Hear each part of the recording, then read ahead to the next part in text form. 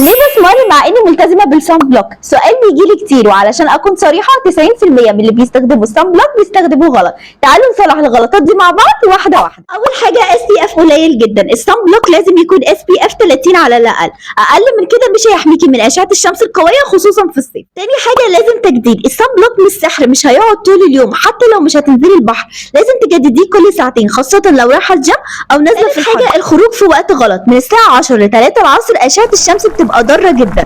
لو تقدري تتجنبي الخروج في الوقت ده او حتى تغطي جسمك بلبس يغطي جلدك. رابع حاجه مش واسع المجال، مش كل صن بلوك ممكن يحميكي من الاشعه A و B، لازم تدوري على براود سبيكترم او BA+++ عشان تديكي حمايه كامله. خامس حاجه تاريخ الصلاحيه. الصن بلوك مش بيبقى فعال للابد، بعد 3 سنين حتى لو ما خلص بيبدا يفسد ومش بيحمي كويس. اخر حاجه واهمهم وهي الكميه الغلط. طب احددها ازاي يا دكتور؟ هو صباع واحد للوش والرقبه والودن لغايه ما تحسي ان في طبقه ملموسه على الجلد. شيري الفيديو ده لو حسيتي ان حد محتاج يسمع الكلام ده. لو عايزه تعرفي احسن انواع الصن بلوك اكتبي لي في الكومنتس وهرد عليكي فورا.